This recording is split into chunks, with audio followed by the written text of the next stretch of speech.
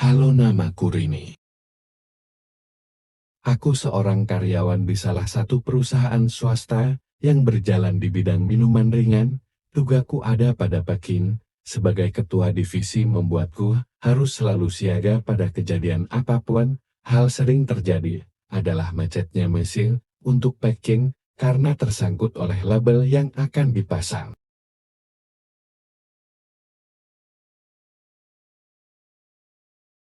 Namun, karena pengalaman kerjaku yang sudah sangat lama, sehingga aku sudah tahu apa yang harus dilakukan apabila ada masalah seperti itu.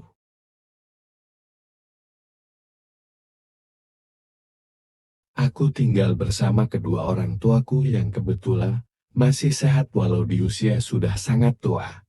Tetapi karena jarak rumah dan pabrik yang jauh, membuatku memilih untuk pindah rumah dan menitipkan kedua orang tuaku kepada adikku.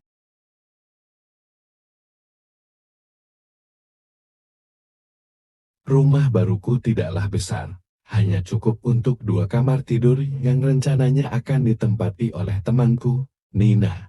Sebuah kamar mandi, dapur, ruang tengah, dan ruang tamu. Rumah baruku memang di pinggiran jalan. Belakang rumah adalah hutan pohon jati. Jarak dari rumah ke pabrik tidaklah terlalu jauh.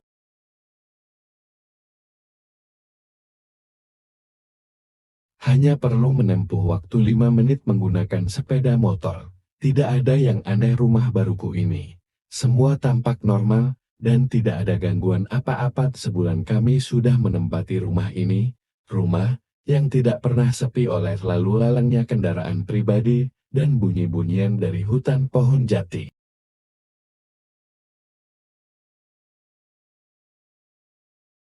Di suatu pagi kami hendak berangkat kerja.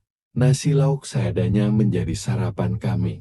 Saat hendak mengeluarkan motor dari rumah, terdengar sesuatu membuat jalanan seketika langsung macet. Ada sebuah kecelakaan motor. 2 orang anak-anak yang kelihatannya tengil membandel mengemudikan motornya.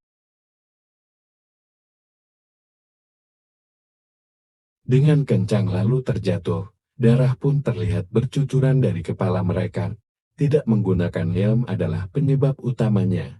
Terlihat salah satu anak tersebut ada yang bangkit, namun yang satunya terlihat terbujur lemas. Aku hanya mampu melihat dengan badan yang terasa mati rasa.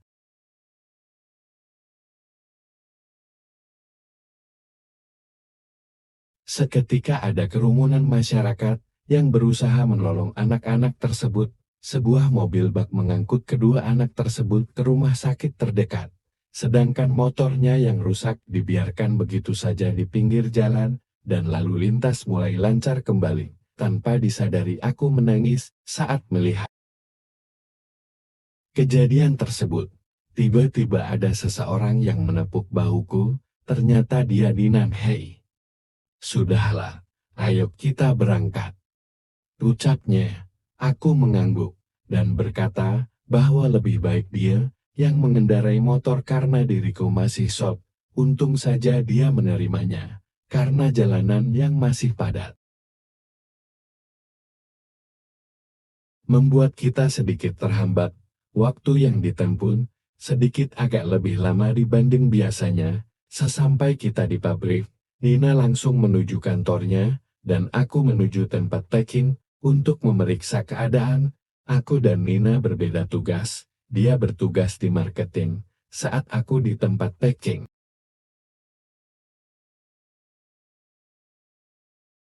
Keadaan masih sunyi, belum ada karyawan yang masuk, karena jam tugas masih 15 menit lagi. Saat aku melihat mesin pressing label, ada sesuatu yang ganjil. Kayak ada sesuatu di salah satu gear. Karena penasaran, maka aku mendekati untuk melihatnya lebih jelas. Ada sebuah tali yang kusut seperti menyangkut.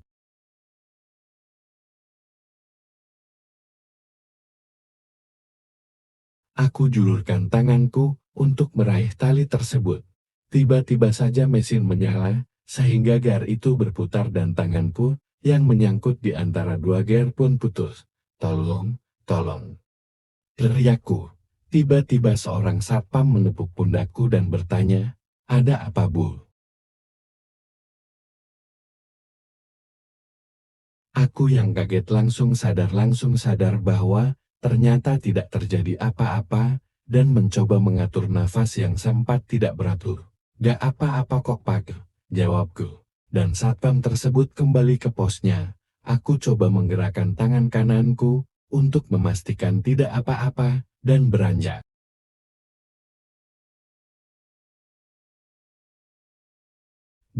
ke ruanganku untuk memeriksa berbagai laporan. Tok tok tok. Bunyi ketukan pintu. "Iya, masuk," teriakku. Dan seorang karyawan masuk dengan tampang yang menunjukkan bahwa ada sesuatu yang terjadi dan berkata, "Bu, ada kecelakaan. Jari telunjuk Suminah putus."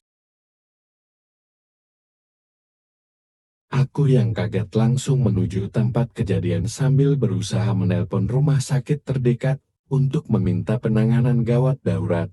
Aku menyuruh supir perusahaan untuk mengantar Suminah ke rumah sakit yang sudah aku tunjuk. Sedangkan proses packing untuk sementara aku hentikan. Dan menyuruh semua karyawan untuk keluar terlebih dahulu. Dari alat pressing label terlihat banyak darah, namun tidak ditemukan potongan jari Sumina. Mungkin dibawa ke rumah sakit, pikirku. Lalu datanglah pihak kepolisian beserta jajaran direksi perusahaan untuk memeriksa tempat kejadian.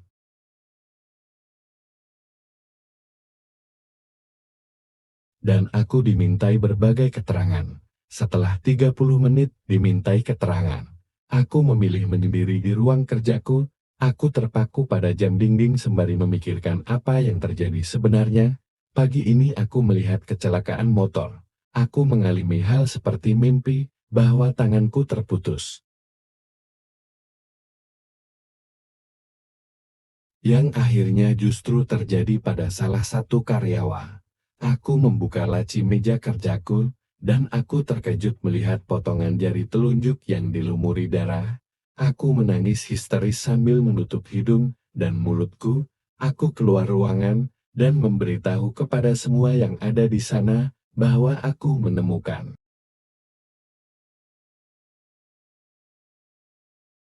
potongan jari telunjuk. Saat pihak kepolisian memeriksa, diambillah potongan tersebut untuk diselidiki. Tiba-tiba aku dibanjiri pertanyaan, kenapa bisa jari itu ada di laci mejaku? Aku hanya menangis dan berkata tidak tahu. Diperiksanya CCTV yang ada di dalam ruang kerjaku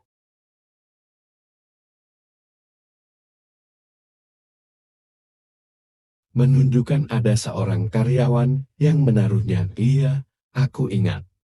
Orang tersebut adalah orang yang datang ke ruang kerjaku untuk memberitahu ada kecelakaan. Karena sangat panik, sehingga saat aku berlari menuju tempat kejadian tidak memperhatikan bahwa orang tersebut justru diam di dalam ruang kerja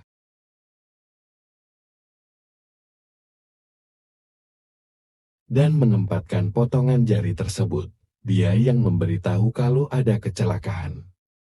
Teriakku, lalu pihak polisi menanyakan siapa nama orang tersebut.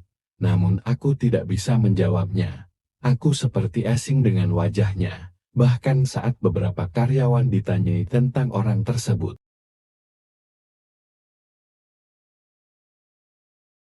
semuanya tidak mengenalnya. Lalu diperiksalah CCTV di semua sudut pabrik ini.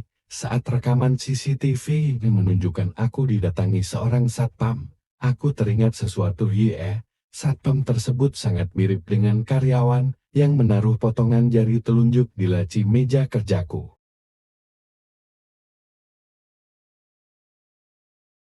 Satpam itu mirip karyawan tadi, teriakku.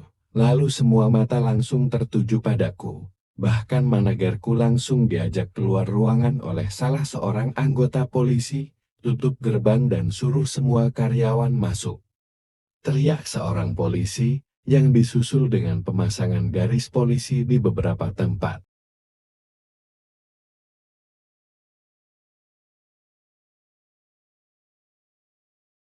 Masuk ruangan kerjaku, aku yang masih menangis ditemani Nina, dia terus berusaha menenangkan diriku. Lalu terlihat anggota polisi mencari-cari orang yang ada di CCTV, ketika semua karyawan duduk berbaris. Seketika salah satu anggota polisi langsung berhenti mencari, dan menunjukkan salah seorang karya.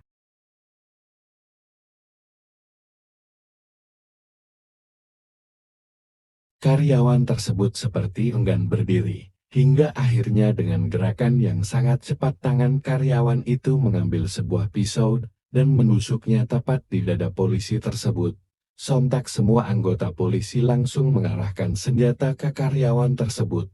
Dia menatapku dengan tatapan yang sangat tajam dan berteriak, "Aku akan selalu ada." Kemudian dia menancapkan pisaunya tepat di lehernya hingga terjatuh dan tak bangkit kembali. Dia bunuh diri, ucap Nina, dan seketika aku langsung pingsan. Terdengar suara seperti memanggil namaku. Dia, aku sudah siuman dari pingsanku.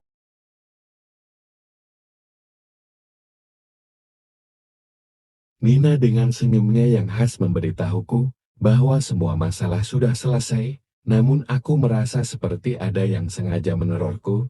Aku menceritakan semua keresahanku, namun Nina hanya tersenyum dan memberiku semangat singkat, lalu mengajakku pulang. Ya, semua karyawan dipulangkan lebih awal.